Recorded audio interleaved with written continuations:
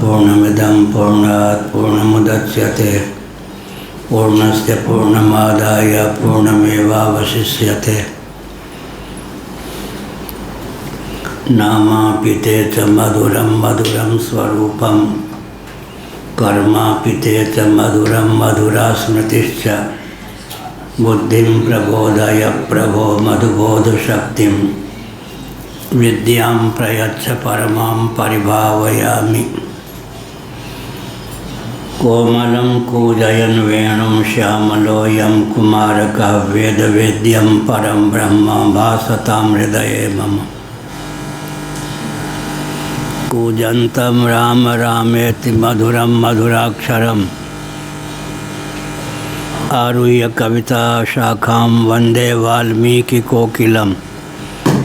निगमकल्पतरोर्गलितं फलं शुकमुखादमृतद्रवसंयुतं पिबत भागवतं रसमालयं। मुहुरहो रसिका भुवि भावुकाः प्रणादपि सुनीचेन तरोरपि सहिष्णुना। अमानिना मानदेन कीर्तनीयः सदा हरिः। नारायणाखिल गुरो भगवन् नमस्ते। शिवाय नमः शिवलिंगाय नमः। तन्मे मनः शिवसंकल्पमस्तु सर्वे भवन्तु सुखिनः। श्रीराम जय राम जय जय राम। श्रीराम जय राम जय जय राम। श्रीराम जय राम जय जय राम। श्रीराम जय राम जय जय राम। श्रीराम जय राम जय जय राम। श्रीराम जय राम जय जय राम। धर्म की जय हो, अधर्म का नाश हो, प्राणियों में सद्भावना हो, विश्व का कल्याण हो, गौमाता की जय हो, गोहत्या बल हो, भारत अखंड हो।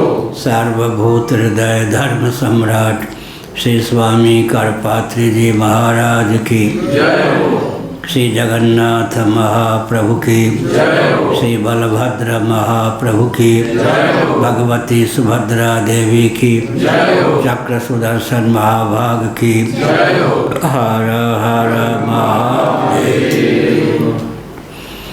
गोविंद जय जय गोपाल जय जय।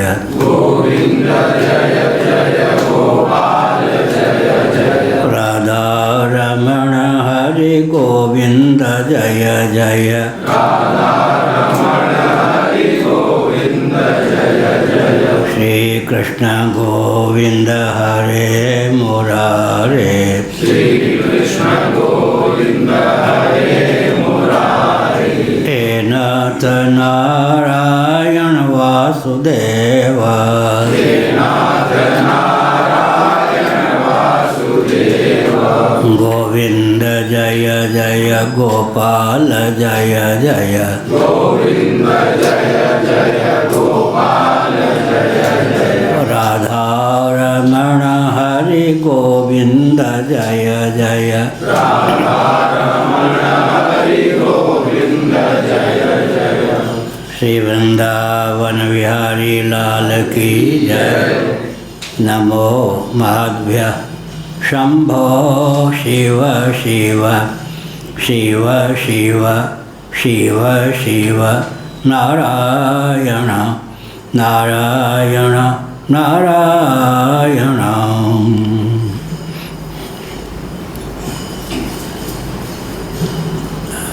ननु ब्रह्मसूत्र 2.1.26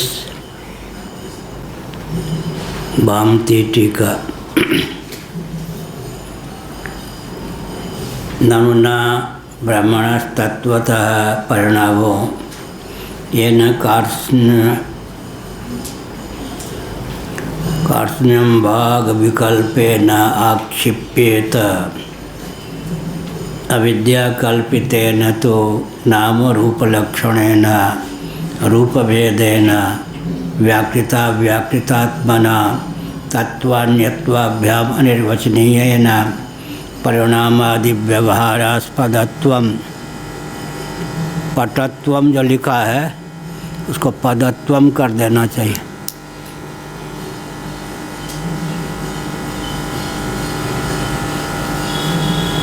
ब्रह्म प्रतिपद्यते 603 पृष्ठ।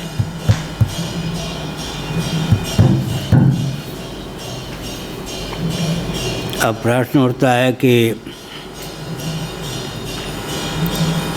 वेदांत प्रस्थान में ब्रह्म तो जगत का अभिन्न निमित्तोपादान कारण है, जगत बनाने वाला भी है, जगत बनने वाला भी है। आधुनिक दृष्टि से बोले तो मेकर और मैटर दोनों ही है। इसलिए सबकी ब्रह्मरूपता वेदांत प्रस्थान के अनुसार सिद्ध है। सर्वं खल्विदं ब्रह्म तदैक्षत सईक्षांचक्रे सो कामयत बहुश्याम प्रजायय तदात्मानं स्वयं अकुरुत आदि श्रुतियों के अनुशीलन से यह तथ्य सिद्ध है कि जगत का निर्माता भी ब्रह्म ही है और जगत के रूप में उद्भासित होने वाला भी ब्रह्म ही है। लेकिन ब्रह्म तो निरवयव है। अगर सावयव हो तो नश्वरता ही हाथ लगेगी। निरवयव परिणाम को प्राप्त हो ही नहीं सकता। कदाचित परिणाम को प्राप्त होगा तो सब पूर्ण ही हो जाएगा। अगर ब्रह्म जगत के रूप में ही परिणत हो जाएगा, जैसे कि दूध दही के रूप में परिणत हो जाता है, तब तो सृष्टि दशा में ब्रह्म शेष ही नहीं रहेगा। कौन भजनीय होगा, मुक्तोपसेव्य कौन रहेगा, यह सब प्रश्न उपस्थापित होता है। इन सब प्रश्नों को सही ढंग से सुलझाने के लिए प्रकृति है, जिसको माया कहते हैं। विवक्षावसाव शंकराचार्य ने उसी के लिए अविद्या शब्द का प्रयोग भी किया है। प्रक्रिया दशा में यद्यपि माया और अविद्या में भेद है। विशुद्ध सत्वात्मिका प्रकृति का नाम विद्या माया है, मलिन सत्वात्मिका प्रकृति का नाम अविद्या माया है पंचदशी के अनुसार। लेकिन निरुक्ति के अनुसार माया नहीं जो, अविद्या नहीं जो, दोनों का अर्थ एक ही सिद्ध होता है। पारिभाषिक अवान्तर भेद होने पर भी जिस प्रकार अविद्या बाध का विषय है, वैसे उसी प्रकार माया भी बाध का विषय है। बाध का अर्थ हुआ मिथ्यात्व निश्चय। ना प्रतीतिस्तयोर्बाधः किंतु मिथ्यात्व निश्चय है। तयोः का अर्थ किया जीव जगतोः। जीव जगत की अप्रतीति का नाम बाध नहीं है, मिथ्यात्व निश्चय का नाम बाध है। कोई रज्जु है, रस्सी है, रज्जुखंड है। मंद अंधकार में उसमें सर्प बुद्धि हो गई, इतने में घन अंधकार आ गया। और रज्जु के सर्प की सर्प के रूप में प्रतीति नहीं होती, और प्रतीति होने पर भी बाध नहीं मानेंगे। जब तक रज्जु बोध से सर्प के मिथ्यात्व का अधिगम न हो, तब तक अप्रतीति दशा में भी बाध अमान्य है। जगत की प्रतीति हो चाहे अप्रतीति हो, जब तक इसमें सत्यत्व बुद्धि है तब तक भवाटवी में जीव भटकता है। इसलिए ब्रह्म तो निरवयव है,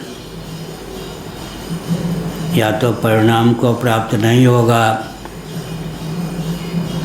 या सर्वतो भावेन हो जाएगा। तो ब्रह्म को जगत का उपादान कारण मानना उचित नहीं है। कदाचित सर्वतो भावेन परिणाम हो गया तो ब्रह्म शेष ही नहीं बचेगा, मुक्तोपसी पे ब्रह्म का ही अभाव हो जाएगा, ये अभिप्राय। ननु न ब्रह्मण तत्वतः परिणामो येन कार्य भाग विकल्पे नाक्षिप्येत। ब्रह्म का तत्वतः परिणाम होता ही नहीं। अगर तत्वतः परिणाम माने तो कार्य का अर्थ है संपूर्ण भाग आक्षेप का विषय हो जाए, जगत के रूप में परिणत हो जाए। तत्वतः परिणाम नहीं होता। माया के द्वार से ब्रह्म जगदाकार उल्लसित होता है। जगत का विवर्तोपादान ब्रह्म है, परिणामोपादान अविद्या या माया है। अविद्या कल्पितेन तो नाम रूप लक्षणेन रूप भेदेन व्याकृता व्याकृतात्मना तत्वान्यत्वाभ्याम अनिर्वचनीयेन परिणामादि व्यवहारास्पदत्वं ब्रह्म प्रतिपद्यते। नाम रूपात्मक जगत है। अमुक नाम अमुक रूप, रूप का अर्थ है आकृति विशेष। केवल नेत्र का विषय ही रूप नहीं होता। रूप शब्द वेदांत में पारिभाषिक है। जब हम जगत को नाम रूपात्मक कहते हैं तो पृथ्वी जल तेज ही नहीं, निरूप वायु और आकाश भी ग्राह्य है। तो रूप का अर्थ क्या हो जाता है? वस्तु। नाम रूपात्मक जगत है। घट है और घट नाम है, ऐसे ही वस्तु को ही रूप कहते हैं। चरम रूप का नाम ही स्वरूप हो जाता है। अविद्या कल्पित ही नाम रूपात्मक प्रपंच है। व्याकृत अव्याकृतात्मना, व्याकृत का अर्थ होता है व्यक्त, अव्याकृत का अर्थ होता है अव्यक्त। अव्यक्त की व्यक्त भावापत्ति का नाम ही व्याकृति है। अव्यक्तादीनि भूतानि व्यक्त मध्यानि भारत अव्यक्त निधनान्येव तत्र का परिदेवना, परिवेदना नहीं परिदेवना। एक महात्मा को याद हो गया गलत, परिवेदना तत्र का परिदेवना। अव्यक्तादीनि भूतानि व्यक्त मध्यानि भारत अव्यक्त निधनान्येव। भारत, भरत वंश में समुत्पन्न संबोधन किया भगवान ने अर्जुन को। भरत वंश में उत्पन्न हुए। और भारत का अर्थ होता है भा माने ज्ञान, उसमें रत ज्ञान में प्रीति प्रवृत्ति संपन्न व्यक्ति भारत हुआ। भरत वंश में समुत्पन्न होने के कारण भारत कहा गया। कौलिक नाम है भारत, अन्वर्थ नाम हो गया। ज्ञान विज्ञान में रति प्रीति संपन्न व्यक्ति। अव्यक्तादीनि भूतानि, ये जितने प्राणियों पदार्थ हैं महाप्रलय की दशा में अव्यक्त होकर ही रहते हैं।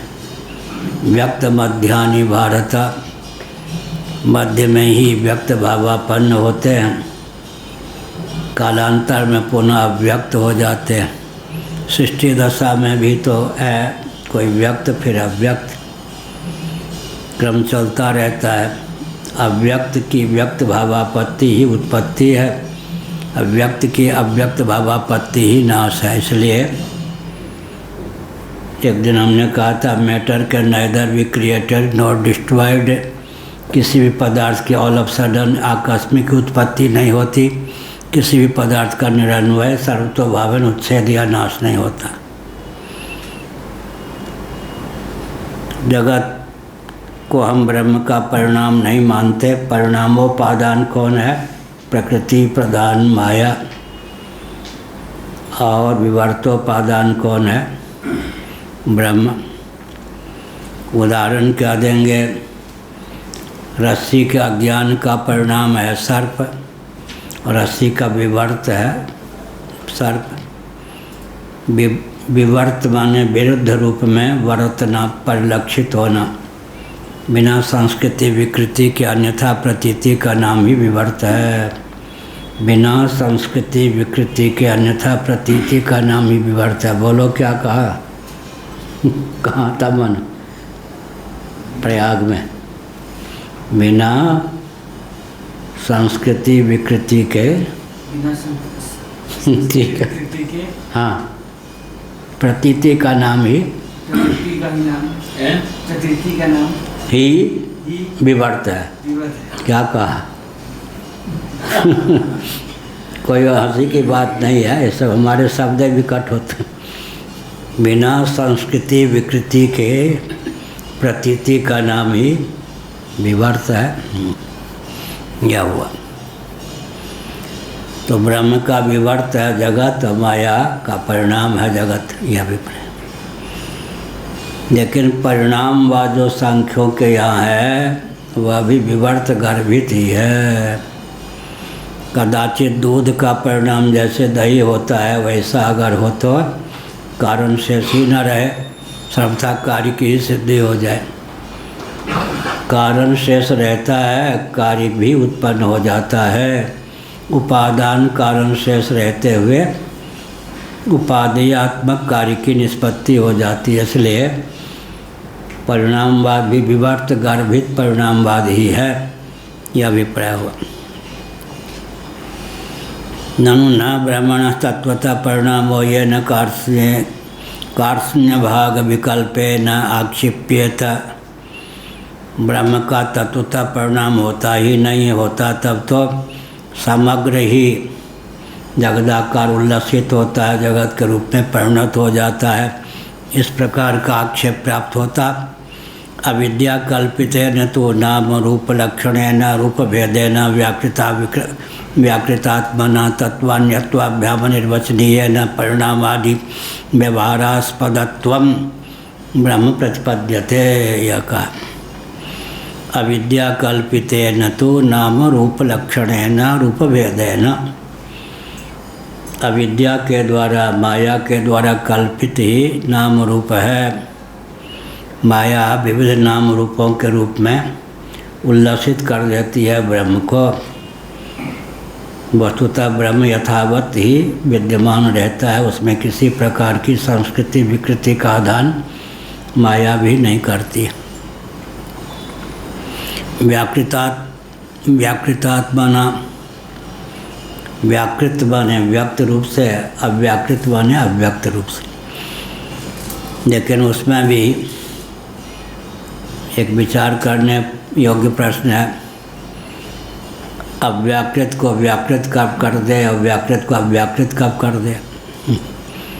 सृष्टि के समय में तो अव्याकृत बने अव्यक्त व्याकृत किया जाता है, और प्रलय के समय में जो व्याकृत है अव्याकृत हो जाता है। सृष्टि के समय में कारण यथावत विद्यमान रहता हुआ ही कार्य के रूप में परिणत होता है। महाप्रलय की दशा में या प्रलय की दशा में क्या होता है, कार्य अवशिष्ट रह जाए तब तो प्रलय की सिद्धि नहीं होगी। कार्य सर्वात्मना कारण के रूप में उपादान कारण के रूप में शेष रहता है। उपादान कारण भाव की निष्पत्ति ही प्रलय है। उपादान की विद्यमानता रहते हुए उपादेय की निष्पत्ति का नाम सर्ग है। परिभाषा बन गई। अविद्या कल्पितेन तु नाम रूप लक्षणेन रूप भेदेन। नाम रूप लक्षणेन रूप भेदेन। नाम रूप में भी रूप शब्द है, रूप भेदेन में भी रूप शब्द है। साहित्यिक भाषा में भामतीकार वाचस्पति ने लिखा, तो यहाँ रूप भेदेन का अर्थ हो गया वस्तु भेदेन, वस्तु भेद से, व्याकृत अव्याकृत रूप से, तत्वान्यत्वाभ्याम निर्वचनीय न, तत्व और अतत्व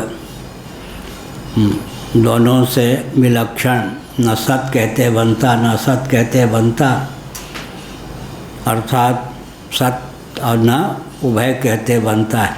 तत्वान्यत्वाभ्याम अनिर्वचनीय न, सत्यत्वेन निर्वचन कथन नहीं हो सकता, असत्यत्वेन निर्वचन कथन नहीं हो सकता। जगत की यही परिभाषा है, न सत कह सकते न सत, अर्थक क्रियाकारिता के कारण सत और बंध्यापुत्र आदि से विलक्षण है, इसलिए भी सत, लेकिन बाद का विषय इसलिए असत। तो फिर क्या कहें, अनिर्वचनीय ना, एक विधा से सत एक विधा से असत। और भागवत की शैली है जो कि प्रक्रिया दशा में प्रसिद्ध नहीं, सदसत जगत को कहते हैं भागवत में, लेकिन वेदांत प्रस्थान में सदसत कोई वस्तु नहीं होती है। तो भागवत में जो सदसत कहा गया जगत के लिए, कार्य के लिए, वो पारिभाषिक है, अर्थात उपादान दृष्टि से सत्य है, उपादेय दृष्टि से असत्य है। इस प्रकार से दृष्टि भेद से सदसत कहा, लेकिन सत्य सत्य ही है, असत असत ही है, तो मिला हुआ रूप सदसत नहीं है। सदसत कह भी सकते हैं, सदसत नहीं भी कह सकते। भागवत की दृष्टि से जगत सदसत है, उपादान की दृष्टि से सत्य है, अन्यथा असत्य है। भागवत का वो सदसत शब्द पारिभाषिक है, यहाँ का पारिभाषिक अलग है। सत सत ही है, असत असत ही है, इसलिए सदसत कोई वस्तु हो ही नहीं सकती। तो प्रस्थान भेद से, प्रक्रिया भेद से जगत को सदसत कह भी सकते हैं, नहीं भी कह सकते हैं। वैसे लोग क्या कहेंगे, एक रकम से।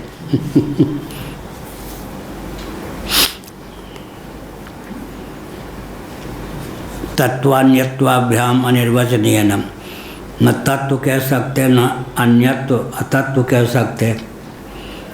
सर्वथा तत्व कहें तो अर्थक क्रियाकारिता की सिद्धि न हो, प्रतीति न हो। बंध्यापुत्र की तो प्रतीति भी नहीं हो सकती।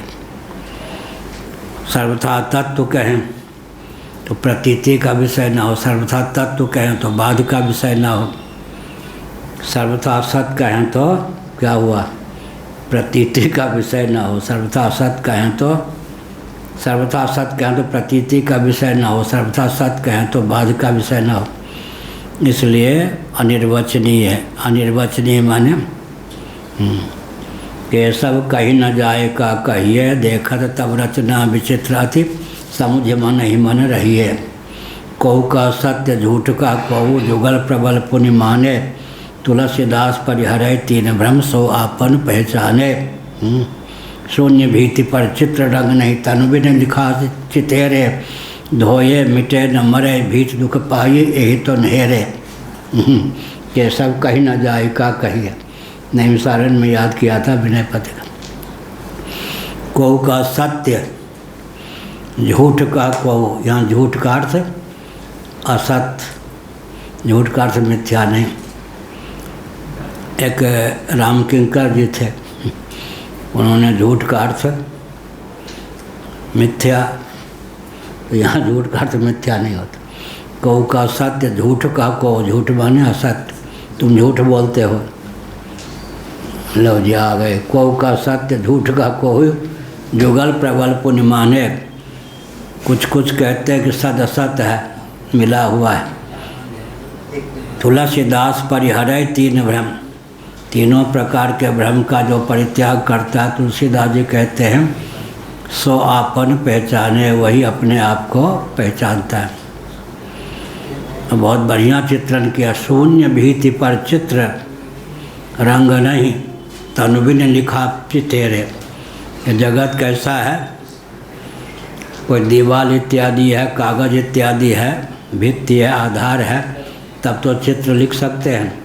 लेकिन तुलसीदास जी ने क्या कहा, शून्य भीति पर चित्र, दीवार कागज आदि भित्ति है नहीं, उस पर चित्र है। चितेरा होगा, चित्रकार होगा तो शरीर वाला होगा ना। शून्य भित्त पर चित्र, रंग नहीं, बिना रंग के ही चित्र है। तनुबिन लिखा चितेरे, बिना शरीर के ही चितेरा ने, चित्रकार ने चित्र को लिखा है, और जिस पर लिखा है वो शून्य है। क्या कागज नहीं, दीवार नहीं, शून्य भित्ति पर चित्र, रंग नहीं, तनुबिन लिखा चितेरे। और ऐसा विचित्र चित्र है, धोए मिटे न मरे भीत धोने से मिटता नहीं, दुख पाई यही तो नहेरे। कहू का सत्य, झूठ का कहू, जुगल प्रबल पुण्य माने। कोई सत्य कहता है, कोई झूठ कहता है, कोई युगल कहता है। युग में तुलसीदास परिहरे तीन भ्रम, सो आपन पहचाने, के सब कही न जाए का कहिए। देखत तब रचना विचित्र, समझ मन ही मन रही है। विनय पत्र का बहुत उत्तम ग्रंथ, गीता प्रेस से अनुवाद सहित प्रकाशित है। संभवतः हनुमान प्रसाद पोद्दार जी ने अनुवाद किया।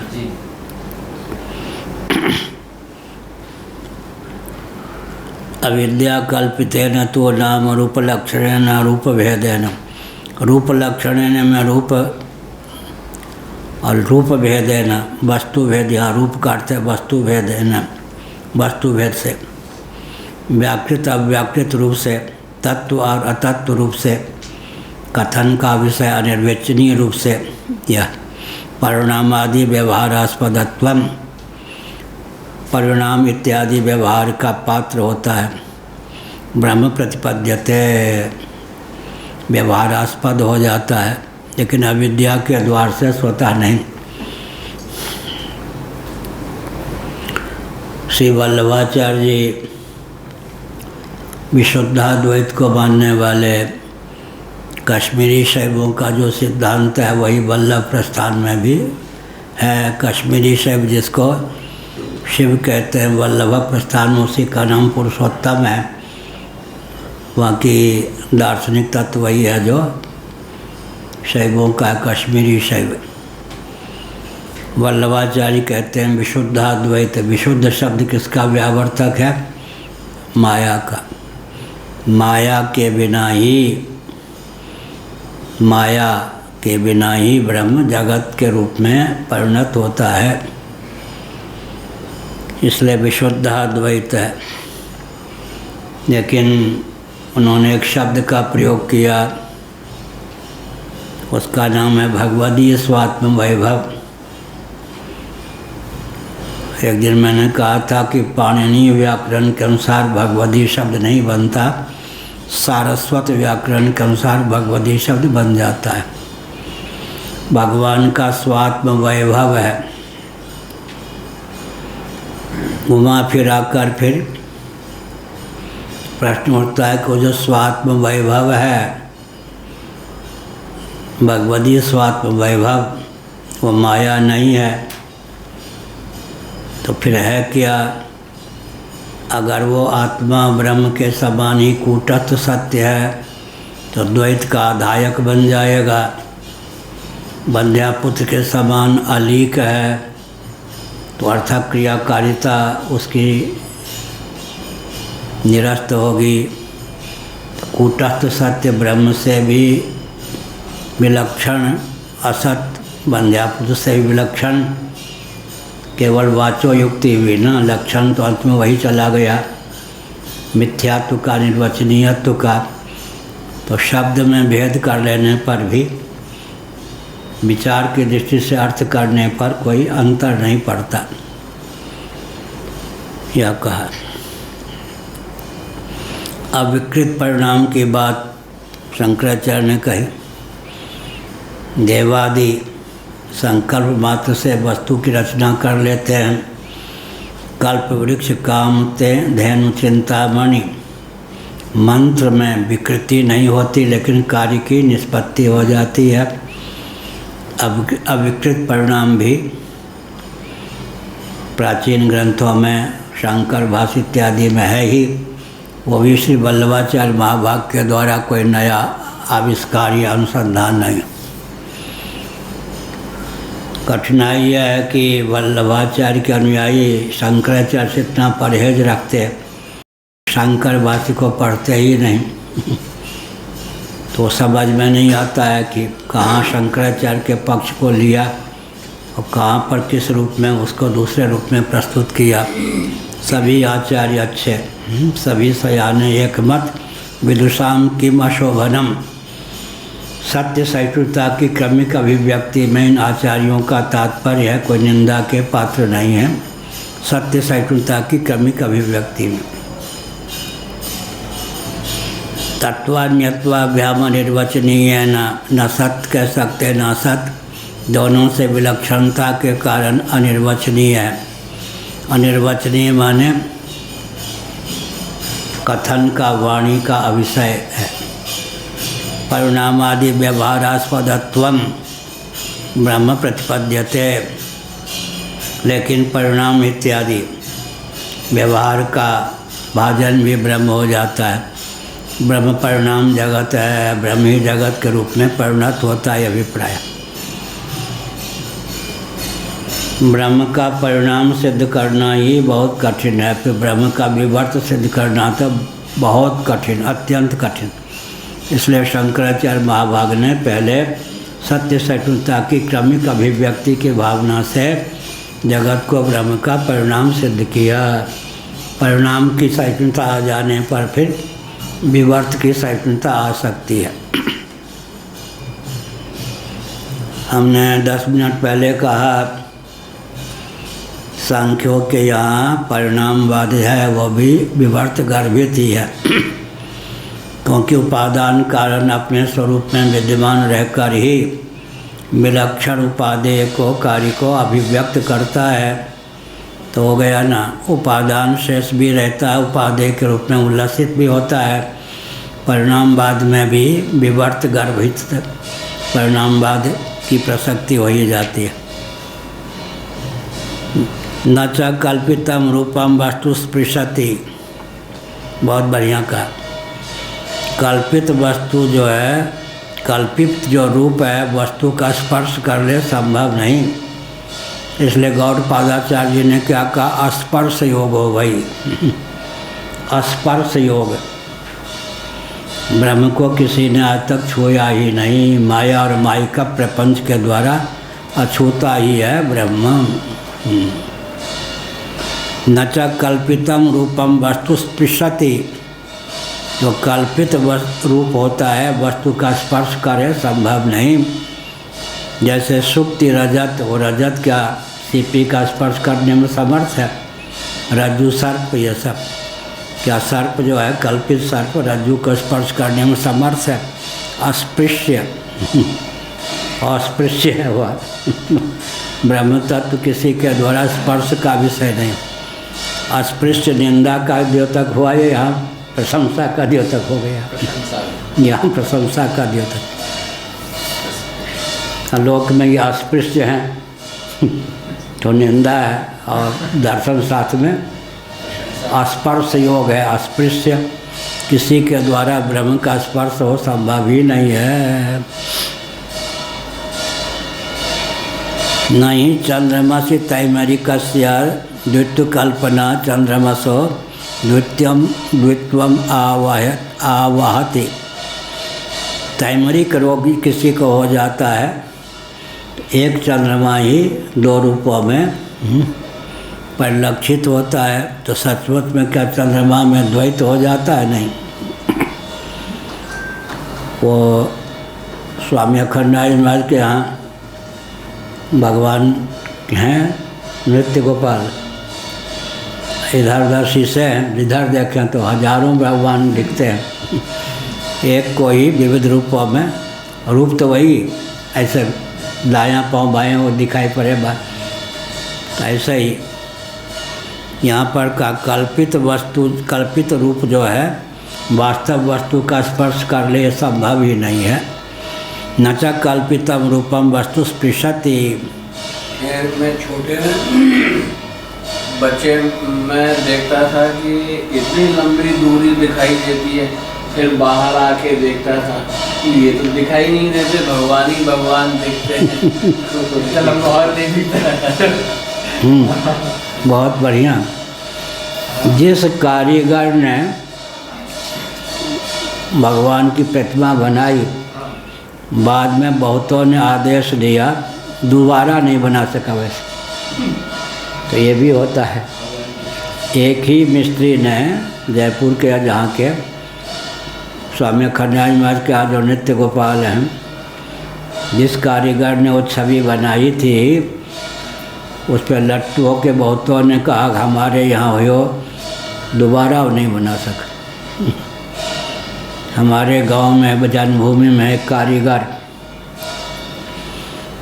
दुर्गा जी आदि 10 गणेश दुर्गा कार्तिकेय सब मिला के 10 मिट्टी की प्रतिमा बनाता था। उस कारीगर को दोगुनी दक्षिणा दूसरे गांव वाले देते थे, वैसा नहीं बना पाता था। वो कहता शपथ खवा लो, मैं कोई कसर नहीं रख सकता।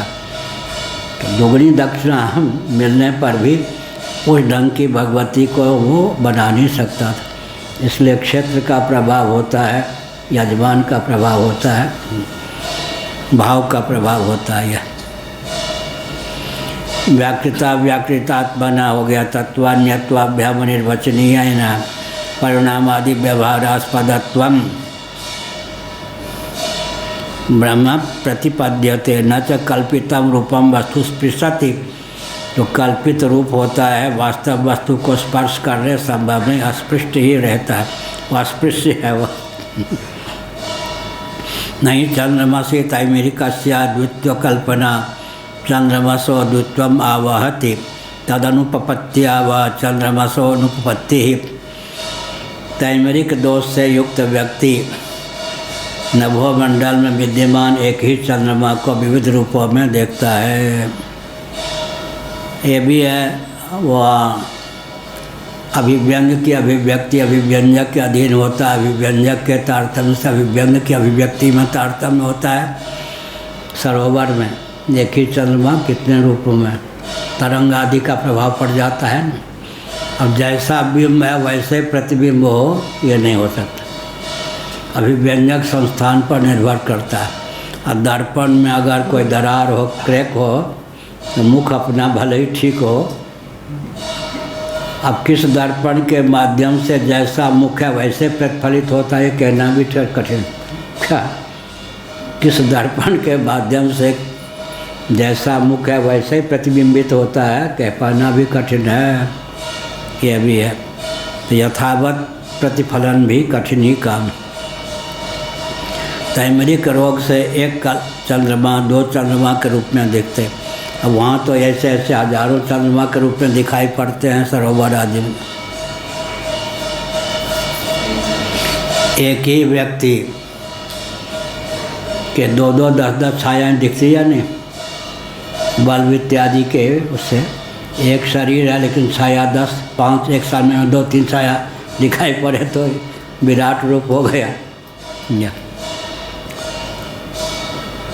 छाया पुरुष को भी सिद्ध करते थे ना लोग। योगांक है मेरे ख्याल में, कहाँ गीता प्रेस का विशेषांक, उसमें अंतिम अंश में छाया पुरुष की सिद्धि कैसे की जाए कोई निबंध है। छाया पुरुष माने व्यक्ति अपनी छाया को भी सिद्ध कर ले, तो छाया में भी अर्थक क्रियाकारिता होती है। छाया पुरुष की सिद्धि, मैं उस सबसे बहुत दूर हूँ।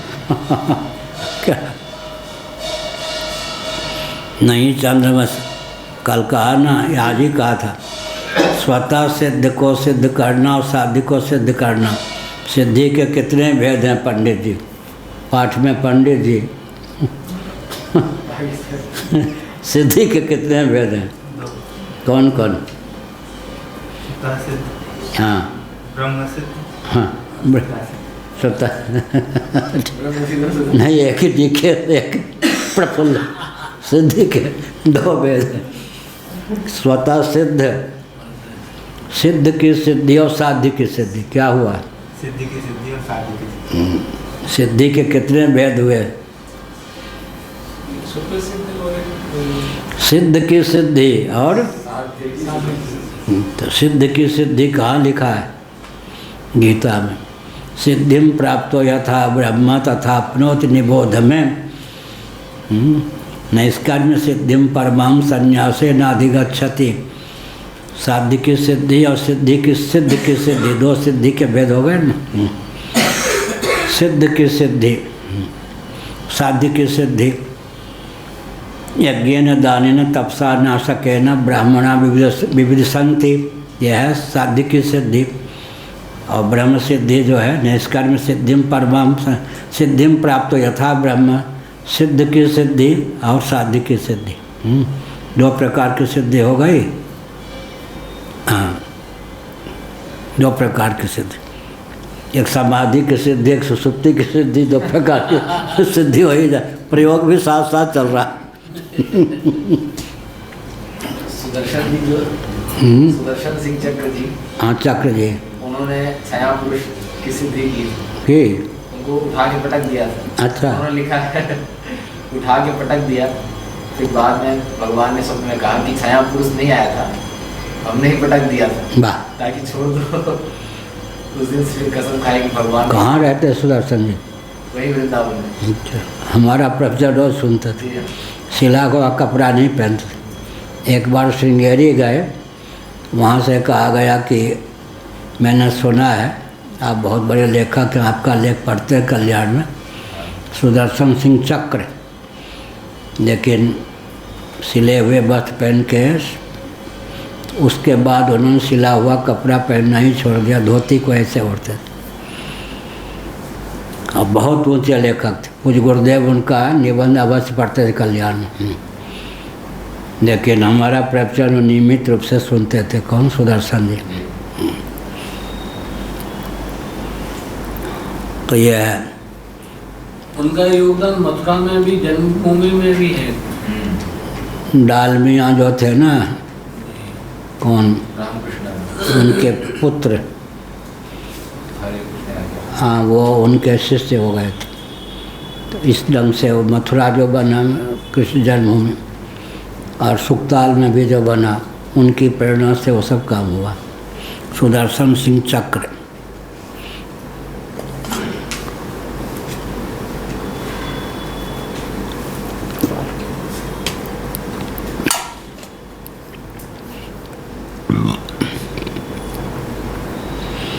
एक बार पूज्य गुरुदेव ने कहा, मैंने सुना है कि सुदर्शन जी तुमको बहुत मानते हैं, उनकी एक कहानी हमने पढ़ी, बहुत रोचक है, जरा पूछना उनसे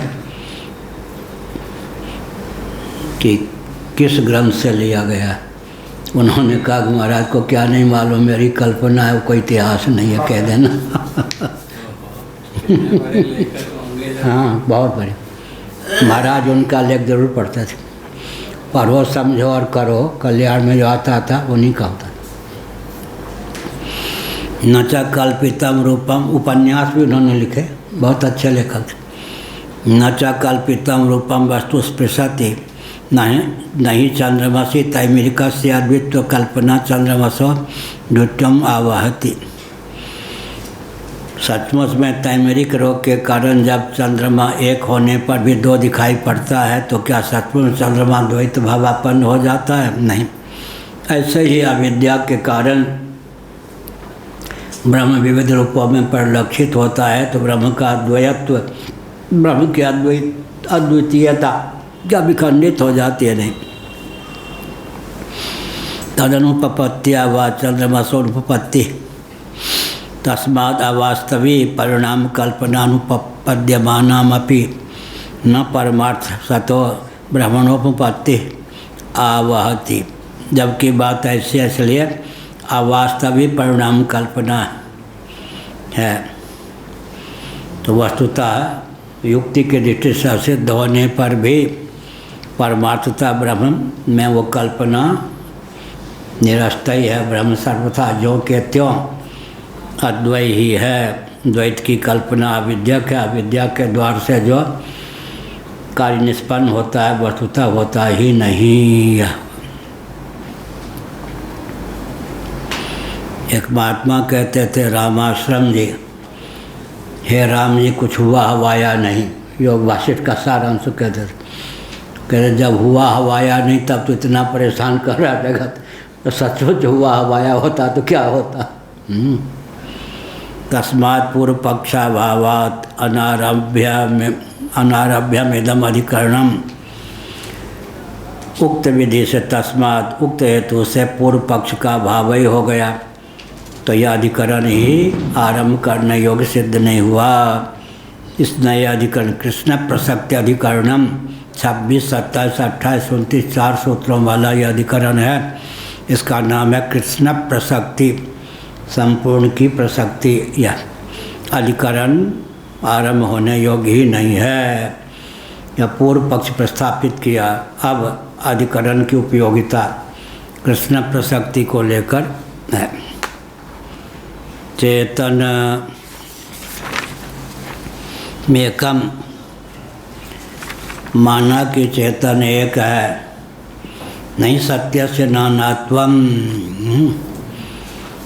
भागवत सत्य नहीं, सत्य से नानात्वम, सत्य अनेक नहीं होता। सत्य के सन्निकट भी हो तो सत्य हो जाए नहीं कह सकते।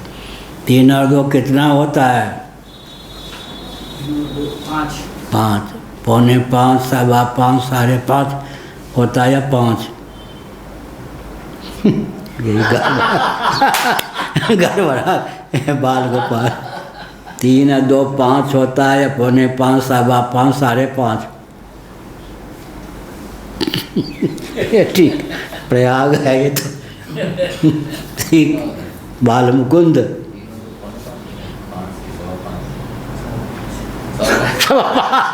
ये तो और अच्छा बढ़िया एकदम, इससे बढ़िया होता। ठीक है, 3 और 2 का वापरा होता। आप कह दो 5.5, ठीक।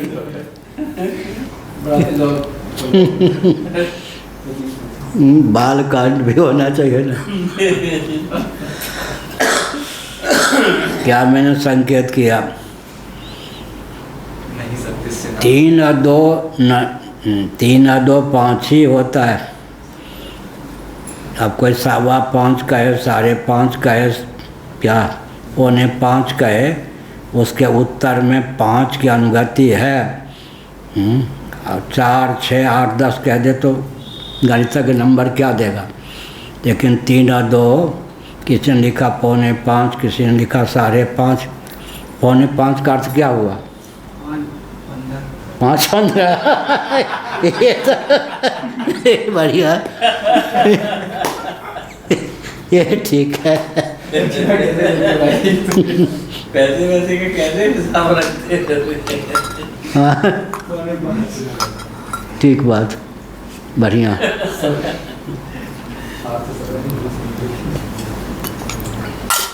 कोई कहे 3 और 2 6 नहीं, लेकिन जिनके उत्तर में 5 शब्द अनुगत है, 3 और 2 4.25, 5.5, 5.25, वो कहें गुरुजी हमको कुछ नंबर मिलना चाहिए था ना, आखिर 5 तो हमारे उत्तर में अनुगत है। तो गुरुजी क्या कहेंगे? अनुगत होने पर भी 3, 2, 5 ही होता है, न 4.25, न 5.5, न 5.5, 6, 4, ये सब तो हो ही नहीं सकता। ऐसे ही तो अद्वैत के पहले जो भी विशेषण लगा सकते हैं। इसीलिए व्यावर्तन के लिए कह दिया केवल अद्वैत, लेकिन वस्तुतः अद्वैत से ही काम चल जाता है।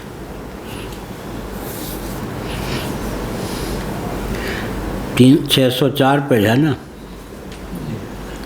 यद्यपि श्रुति सतादैकांतिका द्वैत द्वैत प्रतिपादन परिणामो वस्तुता निषिद्ध, तथापि क्षीरादिदेव तादृष्टान्तेन पुनस्तद् वास्तवत्व प्रसंगम पूर्वपक्षोपपत्त्या सर्वथायं पक्षो न घटितुं शक्यता इत्यापवाद्य श्रुतेस्तु शब्दमूलत्वात् आत्मनि चैवं विचित्राश्च हि इति सूत्राभ्यां विवर्त दृढ़ीकरणेन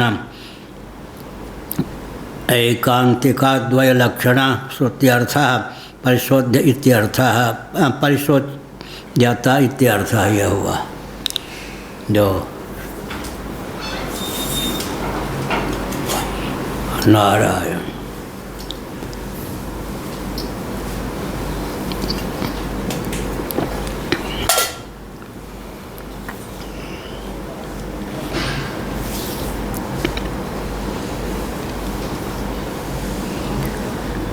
यद्यपि श्रुति सत्तादैकांतिका द्वैत प्रतिपादन परात सैकड़ों श्रुतियाँ ऐसी हैं जो अद्वैत का प्रतिपादन करती हैं।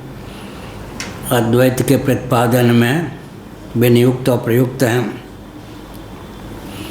माना कि ब्रह्म का परिणाम हो ही नहीं सकता, सर्वथा निरवयव है, सद्घन चिद्घन आनंद घन है, वस्तुतः निषिद्ध है। तथापि लोक में देखा जाता है दूध सर्वतोभावेन दधि के रूप में परिणत हो जाता है। इसी प्रकार से बहुत सी चीज़ें हैं जो जल ही तो सूर्य का जल ही तो विविध मणियों के रूप में परिणत है या नहीं, नीलमणि आदि के रूप में।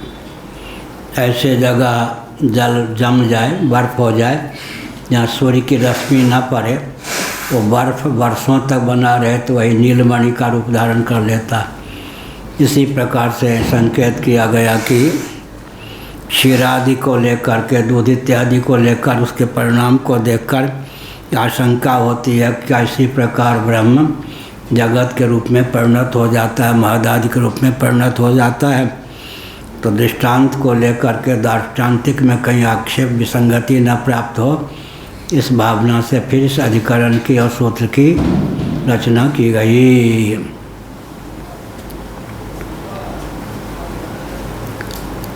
पूर्व पक्षोपपत्तिया, पूर्व पक्ष उपपत्ति सिद्धि होती है। सर्वथा यम पक्षो न घटितुम शक्यता इत्यपदा अपवाद्य श्रुतेस्तु शब्द मूलत्वात्। आप कहते हैं सर्वथा यह पक्ष चरितार्थ नहीं होता। आप अतीन्द्रिय प्रकृति से पर तत्व पर विचार करना चाहते हैं, श्रुति को ताक पर रखकर, यह बिल्कुल संभव नहीं है। अतीन्द्रिय तत्व का प्रतिपादन श्रुति सम्मत विधा से ही होना चाहिए। धर्म भव्य अनुष्ठेय होने के कारण, साध्य होने के कारण जहाँ श्रुत्यैक समधिगम्य है, वहाँ ब्रह्म सिद्ध होने पर भी जाति गुण क्रिया संबंध रूढ़ि परक जो शब्द अविद्यावृत्ति से अपने अर्थ को अभिव्यक्त करते हैं, उनसे सर्वथा अतिक्रांत होने के कारण ब्रह्म श्रुत्यैक समधिगम्य है।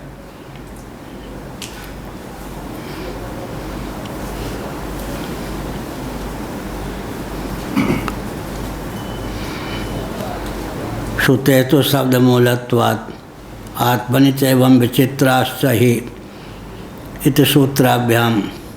यह 27वां सूत्र है, श्रुते तो शब्द मूलत्वात् यह, और 28वां सूत्र होगा आत्मनि चैवं विचित्राश्च ही। ऐसा इन दो सूत्रों की रचना की जाती है। दृष्टांत के बल पर कहीं कोई ब्रह्म तत्व का ही परिणाम जगत को न मान ले, इस अभिप्राय से। विवर्त दृढ़ीकरणेन एकांतिका द्वय लक्षण श्रुत्यर्थ परिशोध्यता इत्यर्थ।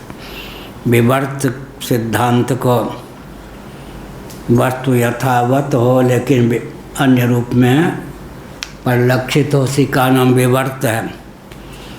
अतत्व तो अन्यथा प्रथा, असतत्व तो अन्यथा प्रथा का नाम परिणाम है, अतत्व तो अन्यथा प्रथा का नाम विवर्त। संक्षेप शारीरक इत्यादि के अनुसार विवर्त दृढ़ीकरणेन, विवर्त के स्थूणा निखंडन न्याय से क्या शब्द हुआ? स्थूला निखंडन। अस्थूला, क्या? हाँ बोलो। स्थूला निखंडन न्याय। हाँ अस्थूना, ठीक। स्थूणा, हाँ थूना, ठीक है, बाल का बढ़िया।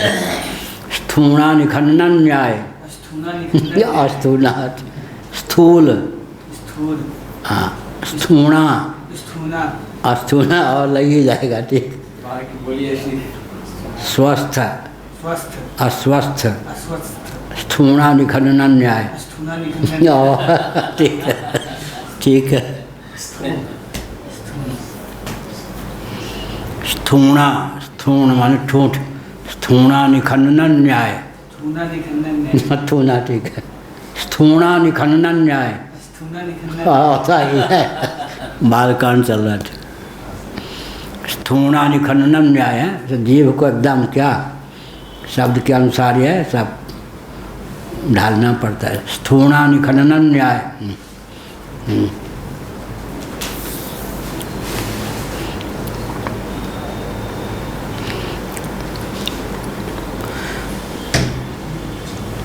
क्षीरादि देव ये हो गया। सर्वथा पूर्व पक्ष चरितार्थ नहीं होता, लेकिन दृष्टांत के बल पर कहीं आशंका की प्रसक्ति हो सकती है, इसलिए आत्मन से वही हो गया। ये दोनों सूत्रों के विवर्तवाद को स्थिर करने के लिए स्थूणा निखनन न्याय से यह प्रसंग अधिकरण प्राप्त है, यह हुआ। तस्मादस्त्व विकृतम ब्रह्म, भाष्य की पंक्ति जो है वो चिन्ह के बीच में है। इस प्रकार से यह ठीक अविकृत ब्रह्म है, तत्वतः तो अविकृत है ही, लेकिन आशंका होती है कि दूध का परिणाम जैसे दही है वैसे ही कहीं ब्रह्म का परिणाम तो जगत नहीं है। ननु शब्दे नापि कहा। शंकराचार्य महाभाग ने अन्यत्र लिखा है, ये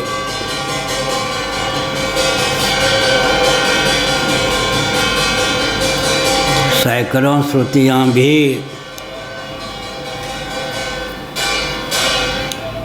घट को पट कहें तो घट पट नहीं सिद्ध हो सकता। क्या पता श्रुति के द्वारा भी अनर्गल प्रलाप ही हो, इस पर कहते नहीं।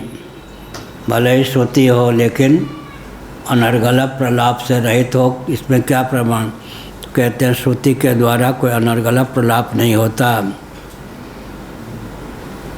नहीं नोद्यम अविद्या कल्पितत्व उद्घाटनाय, या जो शंका है अविद्या कल्पित के उद्घाटन के लिए नहीं है। उद्घाटन शब्द बढ़िया हुआ। नोद्य शंका, अविद्या कल्पित के उद्घाटन के लिए नहीं। इति इति है नोद्यम अविद्या कल्पितत्व उद्घाटनाय। यहाँ जो नोद्य है शंका है अविद्या कल्पित के उद्घाटन के लिए है। अविद्या कल्पित का उद्घाटन के लिए वस्तुतः तो सिद्ध नहीं है, लेकिन अविद्या के द्वारा सिद्ध है। यहाँ पर शंका न बनने पर भी अविद्या कल्पित के उद्घाटन के लिए सिद्ध है। नहीं निरवयवत्व सावयवत्वाभ्याम विधांतरम अस्ति। दो ही प्रकार हो सकता है, या तो ब्रह्म निरवयव होगा या सावयव होगा। तीसरी विधा की सिद्धि तो हो ही नहीं सकती है। सावयव होगा तो विविध रूपों में परिणत हो ही सकता है। निरवयव ब्रह्म होगा तो नित्य ही होगा, परिणामशील नहीं होगा। लेकिन ब्रह्म को आप निरवयव भी मानते हो, जगत को उसका परिणाम भी मानते हो, तो यहाँ पर फिर शंका का समाधान करना आवश्यक है। अविद्या की ही परिणाम है, वस्तुतः नहीं। अविद्या के द्वार से जो होता है वो नहीं के बराबर होता नहीं होता। दूसरी कोई विधा नहीं है। यह कहा नान्तरीयकत्वात् तेन प्रकारांतराभावा निरवयवत्व सावयवत्वयोश्च प्रकारयो अनुपत्ते। प्रकारांतर का भाव है, या तो निरवयव कहिए या सावयव कहिए। प्रकारयो अनुपत्ते ग्राव प्लवनाद्यर्थवादवत पत्थर का तैरना। और कुछ प्रकार के पत्थर तैरते हैं, उनमें गुरुत्व कम होता है, तैरने वाले पत्थर अलग होते हैं। सामान्य रूप से एक मिट्टी का ढेला भी फेंके, एक पत्थर का टुकड़ा भी गिर पड़े। सिद्धि की बात अलग है, वो पत्थर की जाति अलग होती है, तैरने वाले पत्थर। प्रकार है अनुपत्य ग्रावा प्रबलनादि अर्थवादवत। ये ग्रावा पाषाण का प्लवन, तैरना इत्यादि शब्द से आती थी। शंका का नोद्यार्थ परिहार सुगमा। भगवान शंकराचार्य महाभाग ने जो परिहार किया, समाधान किया, सुगम है, उस पर कुछ लिखने की आवश्यकता नहीं, अनावश्यक लिखना आवश्यक नहीं। जहाँ पर गंभीर तथ्य होता है, अपने आप लगा पाना कठिन होता है, वहीं भामतीकार कहते हैं मैं लेखनी का उपयोग करता हूँ। बाकी जो शंका है वही कठिन है। समाधान सुगम होने के कारण समाधान को लेकर मुझे कुछ कहना नहीं है। भामतीकार वाचस्पति मिश्री। ओम पूर्णमदः पूर्णमिदं पूर्णात् पूर्णमुदच्यते पूर्णस्य पूर्णमादाय पूर्णमेवावशिष्यते। ओम शांति शांति शांति। सत्य सनातन धर्म की जय हो, धर्म की जय। प्राणियों में विश्व का कल्याण हो।